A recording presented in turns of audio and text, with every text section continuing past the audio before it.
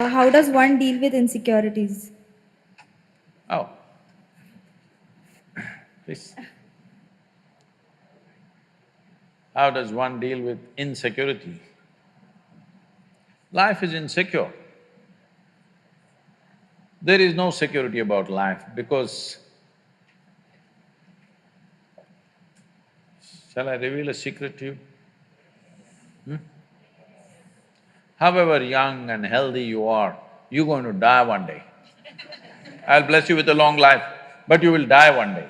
Is it okay? Is it okay? No? So you can die joyfully or you can die crying, it's up to you. But anyway, you'll die one day, yes or no? If you say, I don't want to die, today you start the chanting, I don't want to die, I don't want to die, I don't want to die. All that'll happen is you will not live, but you will die. Yes? The fear, I don't want to die, will make you not live, but it will not make you not die. Anyway, you will die. Coming to terms with mortality is one very important thing. If you don't come to terms with mortality, you're living in a fancy world of unreal world, not in the real world. The real world is, we come and go. So many countless number of people have come and gone before us, isn't it? You're you're in an institution from 1857. I was just wondering how they started an institution in that year because in that year there was such turmoil all over the country.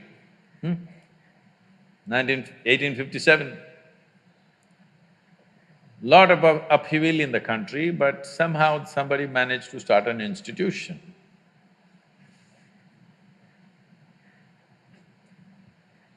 The soil that you're walking upon, we don't know how many people are buried. Yes or no?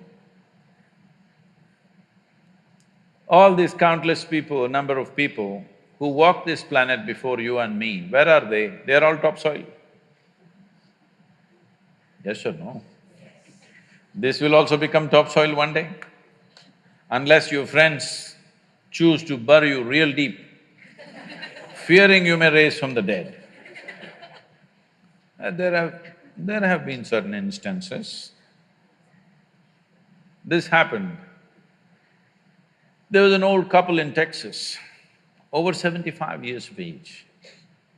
It was their dream to go to the Holy Land or the Jerusalem.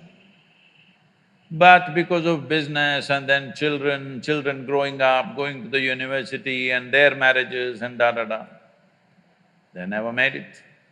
When they're over 75 years of age, they made the trip to Jerusalem. Jerusalem is a place where every cobblestone reeks of history.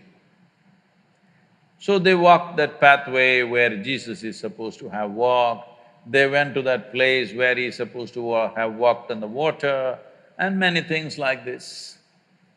They were overwhelmed by this whole experience. And unfortunately, the lady had a heart attack and she died. Then the man was preparing to take her body back to Texas. But then the local people approached and said, see, Jerusalem is the Holy Land. This is the right place to die. She's done the right thing. So let's do all the rituals here and bury her here. And it just costs you $25,000. Because if you take her back to Texas, just the transportation costs $18,000 and local charges, and in America the cemetery charges are very heavy. All this put together, you will spend much more money, and above all, she's chosen to die in the Holy Land. This is where she must be buried, let's do it. The man said, no, I'm taking her back to Texas. They said, see, you're very distressed because of your wife's death. You're not able to think straight, we can understand. So we will give you a super discount, $15,000. This is a haggling place, you know. Let's do it. The man thought about it and he said, no, I will take her back to Texas. Then they said, see, it doesn't make sense. I can see you're very distressed. You lost your wife of 45 years, so obviously you're very, very distressed, you're not thinking straight at all. We can understand this just because of that. You are an American and you are from Texas, so we give you an absolute super discount, $10,000. Let's do it. Come on, let's do it, let's do it. You must… what I'm talking, if you want to understand, you must go to Kashi or Hardwar, someplace, how these things happen, you know. Then the man thought about it and he said, no, I'm taking her back to Texas. And they threw their hands up and said, why? What's the problem with you? $10,000, let's do it. He said, see, in Texas, dead stay dead.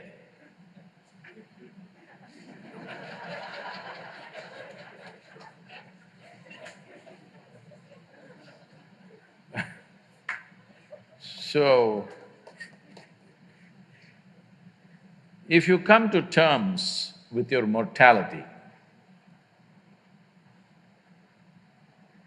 security, insecurity, all these things will go. You are living on a daily basis as if you are forever. The fundamental awareness that this is mortal, this is here only for a limited amount of time. If this was a normal conscious thing for you, you would put your life to best use, for sure.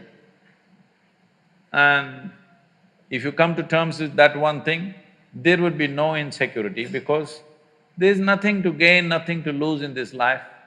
You came with nothing. Whatever the hell is happening, you're on the profit side. Yes or no? Huh? Isn't it so? Did you come with investment? No. You come with nothing. So whatever the hell is happening, you're always on the profit side, isn't it? And anyway, they don't allow you to take a container in the end. So all you have is how profound, intense and beautiful is your experience of life. So don't make too much fuss about it. You're acting as if you're going to lose something. No, there's nothing to lose, nothing to gain because you come and you go. You may think, oh, my life, my life. No, it's your life on this planet is like a pop-up. On the computer screen, you've seen these pop-ups? You just pop up and pop out. In the meantime, will you rise and shine is the only question, all right? So if anyway you shine, sometimes you may be seen by people, sometimes you may not be seen by people. The important is you are shining within yourself and that's all that matters. If people have eyes, they will see it, if they have no eyes, they won't see it, that's their problem. But you are living an intense and profound life, that's all that matters here. If you understand this and if you bring this into your life, insecurity will not happen because security can happen only in death. Yes or no? People keep asking me, coming to me and asking me, Sadhguru, please bless us, nothing should happen to us. I say, hey, what kind of blessing is this? My blessing is let everything happen to you. Everything that's life must happen to you. Have you come here to avoid life or have you come here to experience life? Please, you must make a decision right now. Have you come here to avoid life or to experience life? Experience life. All the different dimensions of what this life holds must happen to you, isn't it so? If you come to avoid life, there's an ocean right here. You can jump into the ocean. See, if you want to avoid life, you must die. It's a more efficient way of doing things, isn't it? You're alive and you try to avoid life, it'll become miserable. If you feel insecure, that's what you will do. You will try to avoid life. When you're alive and try to avoid life, it'll cause immense misery. When you're alive, you live. When you die, you die, don't get up from the dead. Namaskaram Sadhguru. I am Alina Jacob.